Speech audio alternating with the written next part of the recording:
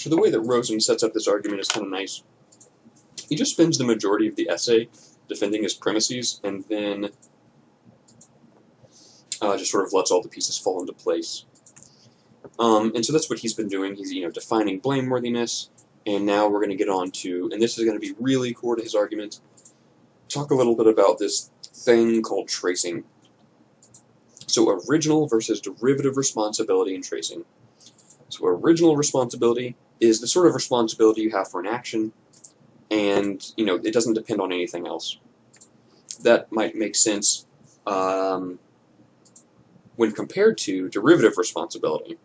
So derivative responsibility is the responsibility one has for an event where the agent does not meet the conditions for responsibility, but they met the conditions for responsibility for a prior act, and they knew that prior act would result in the consequence. So take some time to think about what that means, press pause and think about it, and now I'll give you the classic example.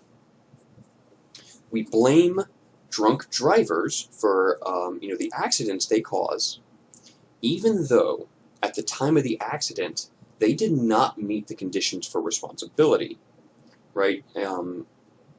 Namely, they fail what I called earlier the control condition. When someone is inebriated, they literally cannot react in time. Typically, if I cannot react in time to something, I'm not blameworthy for that consequence. Well, drunk drivers are not, because of the chemical effects of alcohol on the brain and the central nervous system, are physically and literally unable to react in time, but we still blame them. Well, that's because this is an instance of what we call derivative responsibility. There was some prior action or perhaps attitude that foreseeably led to this conclusion, right? So at some point, the driver got into his car with the knowledge that I might cause an accident, right? Or they went out that night to the bar without a backup plan of how to get home.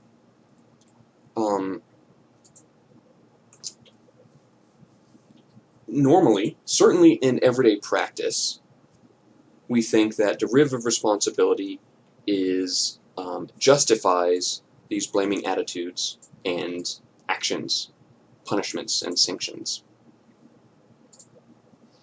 I think Rosen uses this term, locus of responsibility. So when an agent is derivatively responsible for some event, we say that that event can trace back to an instance of original responsibility, sometimes called a locus of responsibility. So an easy example is, Dr. Jekyll and Mr. Hyde. If you're not familiar with that story, I've actually never read it. Dr. Jekyll makes a potion, and he drinks it, and it turns him into this violent, crazed madman, Mr. Hyde. So why do we blame Dr. Jekyll for the things he did while he was Hyde? It's because that Dr. Jekyll knew that drinking that potion would turn him into this sort of wild man. If he didn't know that, well, then he probably might not be blameworthy. But he did know it, and he took it anyway, and so we hold him responsible for the things he did, even though he didn't have control. So we blame people for the things that are the foreseeable consequences of their actions. That's the crux of derivative responsibility, and that's going to be really important for this argument, so I'll repeat it. We blame people, we blame agents, for the foreseeable consequences of their actions. And that those foreseeable consequences are the things that they have derivative responsibility for. So, anytime an agent is responsible, it either has to be that they are originally responsible, so an action, like an immediate action, or the event can be traced back to an instance of original responsibility. If we take this claim seriously, and I think we should, we'll notice that much of the things we consider as obvious cases of responsibility are in fact derivative responsibility. There's nothing, right or wrong about this. It's just something to pay attention to, especially if you think that actions are a result of attitudes that we possess. Then those actions are instances of derivative responsibility where the attitudes are the locus of responsibility. But then if you say, well, don't our attitudes form over time depending on the choices and decisions we make?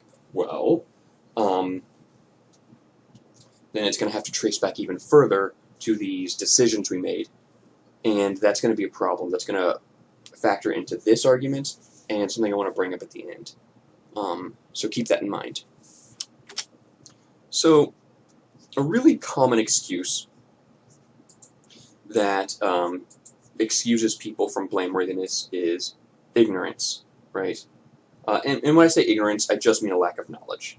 That doesn't have like a negative connotation with it or anything. Just you were ignorant of the facts and of no fault of your own.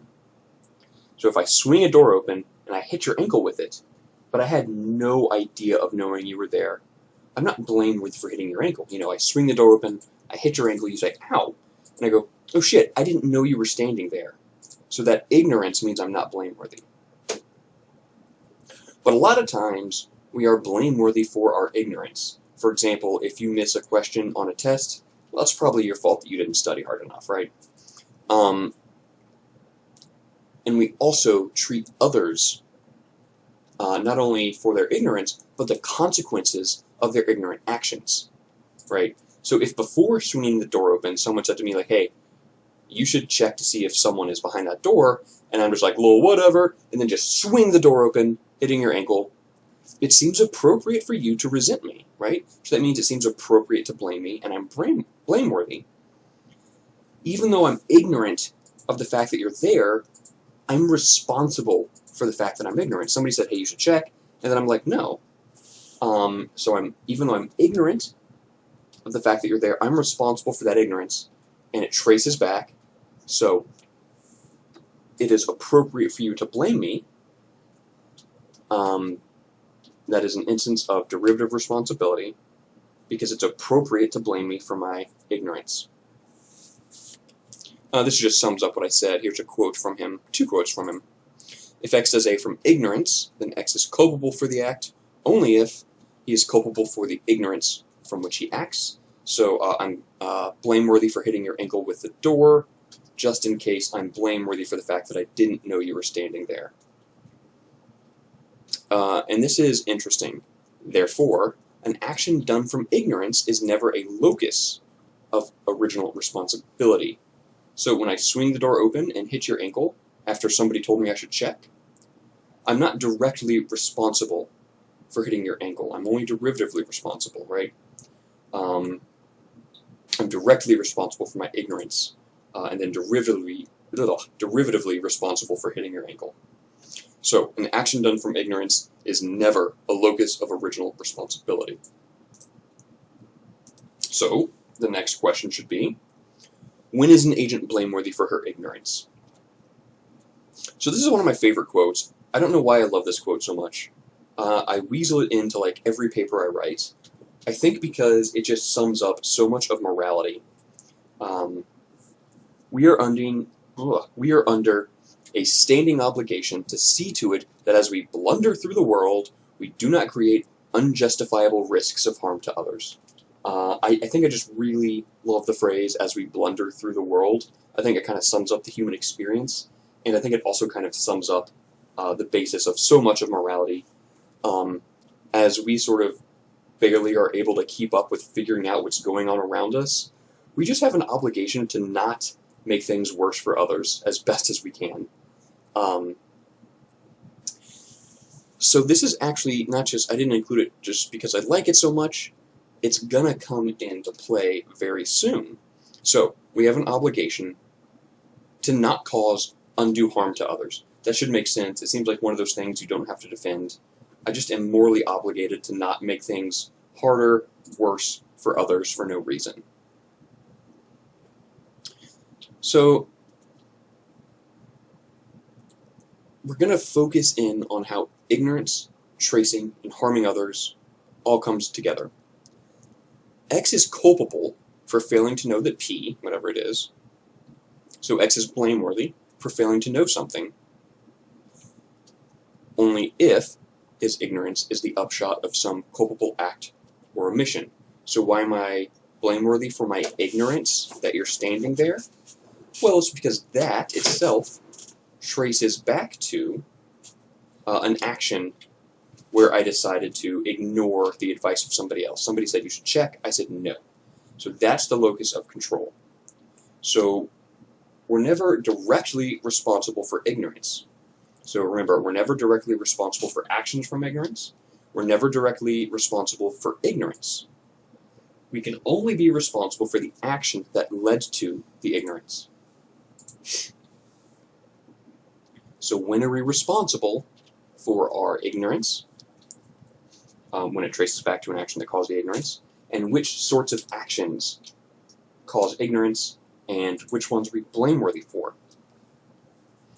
So this quote here ties into what Rosen calls procedural epistemic obligations. A precaution is required if in a given situation a person of reasonable prudence would have taken a precaution. So this is what kind of ties into an unjustifiable risk of harm to others, right? So something is an unjustifiable risk of harm to others if I didn't take a precaution and a person of reasonable prudence would have taken a precaution. So I'll read the whole quote. If a person, oh, this isn't a quote, but you know what I'm saying. If a person fails to take a precaution that a reasonably prudent person would have taken, they're blameworthy. So, when, I'll just give the example that he gives. So he says, for whatever reason, I have a bowl of sugar and a bowl of arsenic, which looks like sugar. I think it's sweet like sugar, too. I'm not sure. I've never tasted it. So he says, I've got these two bowls, and just for funsies, I like to swap them back and forth. And I've done it so many times, I don't remember which one's which. You come over, ask for tea, I say, do you take sugar in your tea? You say yes. I grab the bowl that I truly believe is the sugar bowl, it's the arsenic bowl, you drink your tea and you die. So, I have failed my epistemic procedural obligation. And that is because I failed to take a precaution that a reasonable person would have taken. That is, I failed to label arsenic and sugar. It seems like labeling arsenic and sugar, two substances that look similar, which one is deadly. I failed to do something very basic and reasonable, which is label them. I probably shouldn't even keep them in the same cabinet. So I failed an epistemic procedural obligation, and it's epistemic because it has to do with my knowledge, right? I didn't know. I didn't take the proper steps to inform myself. So I didn't take the proper steps to ensure that I knew which bowl was sugar. And I have failed that obligation.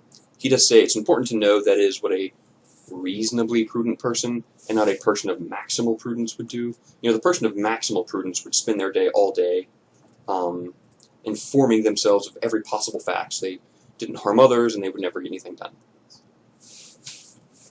So this kind of sums it up. Whenever you're blameworthy for failing to know some pertinent truth, this is because you are blameworthy for failing to comply with one of these procedural epistemic conditions. So what that means is, when I'm blameworthy for my ignorance, it's because I'm blameworthy for failing to comply with my obligation to keep myself informed. So I'm blameworthy for the fact that I don't know which bowl is sugar and which bowl is arsenic. That is an instance of derivative responsibility, and the locus of responsibility supposedly is my failure to comply with my epistemic procedural obligation to keep myself informed. So it could have been any number of acts along the way which I just failed to do, such as labeling them. So I'm going to repeat this sort of in similar but different words. Whenever you're blameworthy for your ignorance, so remember we're trying to figure out when are we blameworthy for ignorance. Whenever you're blameworthy for ignorance, it's because you're blameworthy for failing to do something that a reasonable person would have done to prevent harm. Our responsibility for what we do from ignorance is always doubly derivative. So the agent is responsible for the ignorant act, only if he's responsible for the ignorance, so it's traced once from which he acts. and he's responsible for the ignorance only if he's responsible for some prior failure to discharge these obligations. So it traces twice. I'm responsible for your death because I was responsible for not knowing which bowl was sugar, and because I'm responsible for failing to inform myself, or keep myself informed. So these are all about ignorance of facts. What about normative ignorance? There's two kinds of normative ignorance. I'm not going to define this word. Yeah, look it up. It's complicated, but I'll just tell you, there's two kinds of ways you can be ignorant in this manner. Moral ignorance, or ignorance of what you should do. Those are the two options. Moral ignorance or ignorance of what you should do. So normative ignorance, you could be ignorant of the moral facts, like maybe you just don't know that torturing babies is wrong for whatever reason. Maybe you were raised in a society that holds slaves, and nobody ever taught you, and you had no way of figuring out that slavery was wrong. So that's a way to be ignorant of the moral facts. And you can also, it's also normative ignorance if you're just ignorant of what you should do, kind of regardless of the moral facts. So he gives an example of a doctor who orders the wrong blood for a blood transfusion. That is some kind of normative ignorance, in that she doesn't know that she should not order the type A blood when the patient is type B. But that's not like the slave example, right, where they just don't know some moral fact. In this case, it's because the doctor doesn't know the patient's actual blood type, which is a non-moral fact, that leads her to make a normative mistake. What about somebody who improperly weighs options? So I'm trying to decide about, if I have two options, I can steal and benefit myself, or I can not steal and lose out on that benefit. And I don't know how to properly weigh those options. I think, what? Stealing somebody's property, harming somebody else, I don't care about that. That's just sort of a failure to respond to a moral reason. You are not weighing your options correctly. You should care about harming somebody else. The sort of classic example, the one I just gave, ancient slaveholders, right? It's interesting to note, a lot of times philosophers, when bringing this point up, will always say ancient slaveholders. And it's because it's hard to believe that the slavery of America 200 years ago, that there weren't a wide swath of people who knew the correct non-moral facts and moral facts, right? They knew that African Americans were human, and they knew that possessing a human was wrong. It kind of seems unforgivable at that late stage in society. But so we often will talk about, when bringing this up, ancient slaveholders, right? Slavery was practiced for thousands of years in myriad different cultures.